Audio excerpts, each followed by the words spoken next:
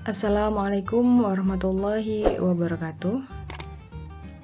Bismillahirrahmanirrahim. Pada kesempatan kali ini kita akan membahas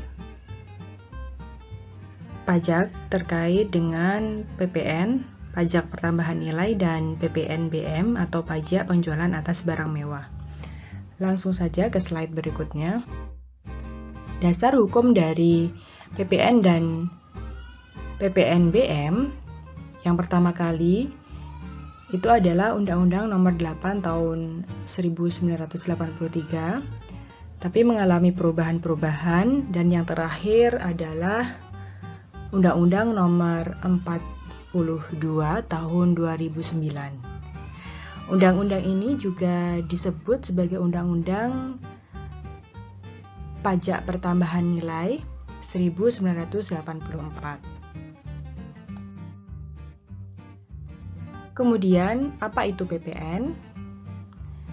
PPN adalah pungutan yang dibebankan atas transaksi jual beli barang dan jasa yang dilakukan oleh wajib pajak pribadi atau wajib pajak badan yang telah menjadi pengusaha kena pajak atau PKP. Jadi, yang berkewajiban memungut atau menyetorkan dan melaporkan PPN ini adalah para pedagang atau penjual. Namun, pihak yang berkewajiban membayar PPN ini adalah pembeli atau konsumen. PPN atau pajak pertambahan nilai ini akan dikenakan dan juga disetorkan oleh pengusaha ataupun perusahaan yang dikukuhkan ya, atau yang sudah dikukuhkan sebagai PKP tadi ya, atau pengusaha kena pajak. Lalu, apa saja objek PPN atau pajak pertambahan nilai? Yang pertama adalah penyerahan barang kena pajak dan jasa kena pajak JKP di dalam daerah pabean yang dilakukan oleh pengusaha.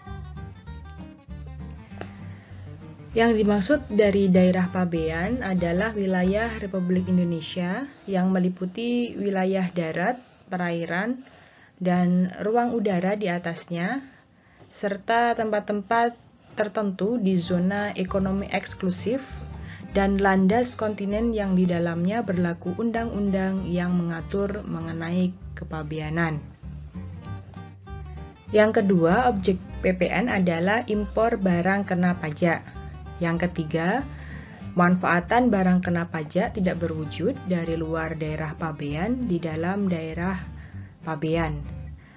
Keempat, pemanfaatan jasa kena pajak dari luar daerah pabean di dalam daerah pabean.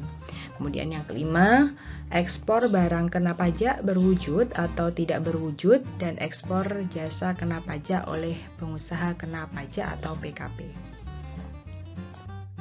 Selanjutnya kita akan masuk ke PPNBM. PPNBM atau pajak penjualan atas barang mewah ini adalah pajak yang dikenakan pada barang yang tergolong mewah yang dilakukan oleh produsen atau pengusaha untuk menghasilkan atau mengimpor barang tersebut dalam kegiatan usaha atau pekerjaannya.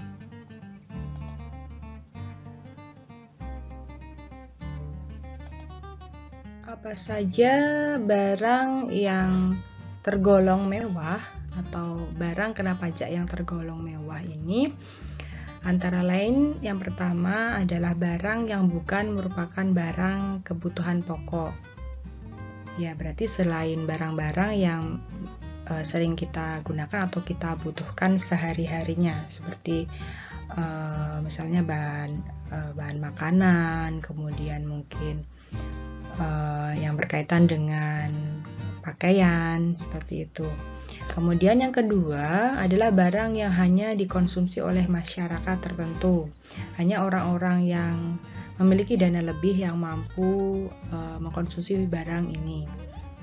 Misalnya saja mobil mewah, ya, mobil sport, atau kendaraan-kendaraan mewah yang lain.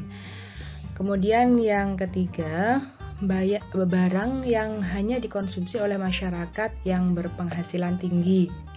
Kemudian yang keempat, barang yang dikonsumsi hanya untuk menunjukkan status atau kelas sosial. Selanjutnya, prinsip dari PPNBM ini sangat penting untuk diterapkan. Sebab apa? Yang pertama, agar tercipta keseimbangan pembebanan pajak antara konsumen yang berpenghasilan rendah dan konsumen yang berpenghasilan tinggi. Kemudian yang kedua, untuk mengendalikan pola konsumsi atas barang kena pajak yang tergolong mewah.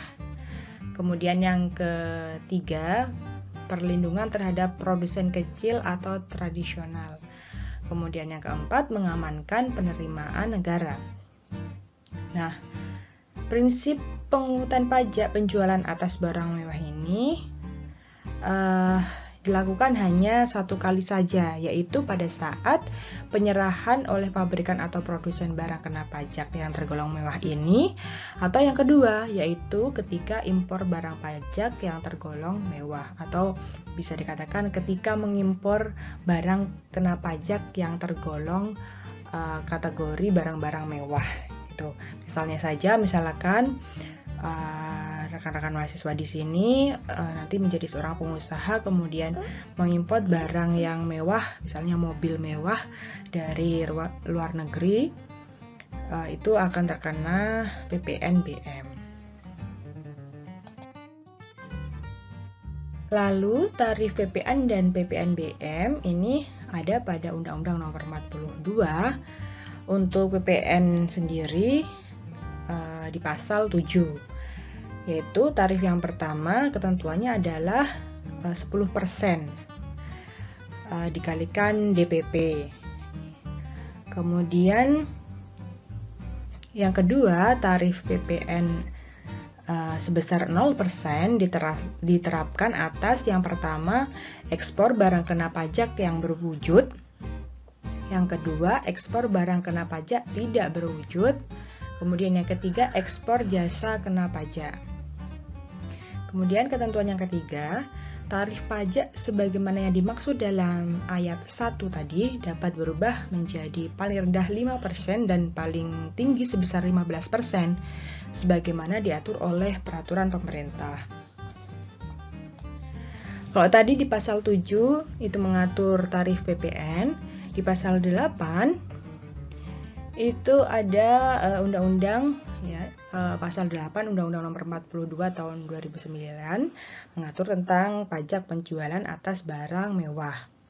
Di sini ditetapkan paling rendah 10% dan paling tinggi 200% jika pengusaha melakukan ekspor barang kena pajak yang tergolong mewah, maka akan dikenakan pajak dengan tarif sebesar 0%.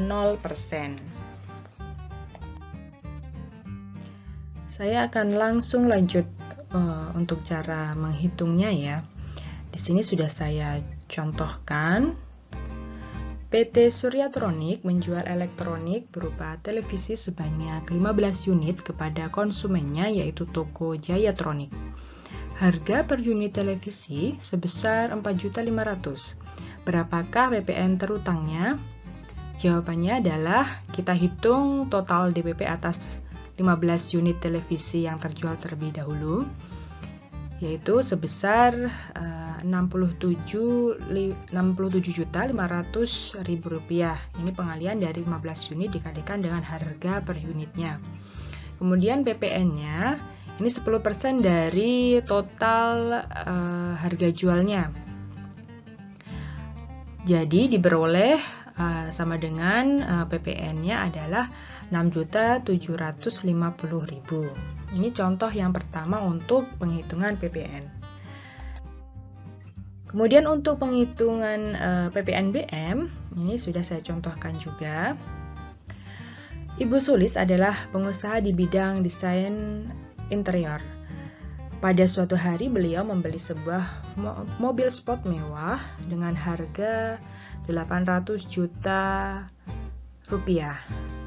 Berdasarkan DPP, dasar pengenaan pajak, mobil tersebut terkena tarif PPNBM sebesar 40%. Lalu berapakah harga yang harus dibayarkan Ibu Sulis untuk membeli mobil tersebut? Yang pertama harus kita hitung adalah PPN-nya terlebih dahulu. PPN-nya di sini adalah tarif PPN dikalikan dengan dalam kurung harga barang minus PPN BM, yaitu sebesar 10% dikalikan dengan 800 juta rupiah minus dalam kurung lagi 800 juta rupiah dikalikan dengan 40%. Hasilnya 10% dikalikan dengan 480 juta rupiah. PPN-nya berarti didapatkan hasil 48 juta rupiah. Kemudian kita hitung PPN BM-nya seperti biasa, 40% dikalikan dengan harga jualnya, diperoleh hasil sama dengan 320 juta rupiah. Untuk mengetahui total harga yang harus dibayarkan Ibu Sulis adalah harga mobil, yaitu 800 juta rupiah ditambahkan dengan PPN-nya. PPN-nya tadi berapa? 48 juta rupiah. Kemudian ditambahkan lagi PPN BM sebesar 320 juta rupiah, didapatkan hasil 1.168 juta rupiah. Jadi ini adalah harga mobil yang harus dibayarkan oleh Ibu Sulis. Nah, agar teman-teman dapat menguasai lebih jauh, silahkan teman-teman untuk mencoba mengerjakan soal berikut ini, dan nantinya silahkan dikirim di classwork di Google Classroom yang telah disediakan. Demikian teman-teman pembahasan kita pada kali hari ini. Jika terdapat hal yang belum jelas, silahkan ditanyakan di forum WhatsApp kelas kita. Tetap semangat belajar teman-teman.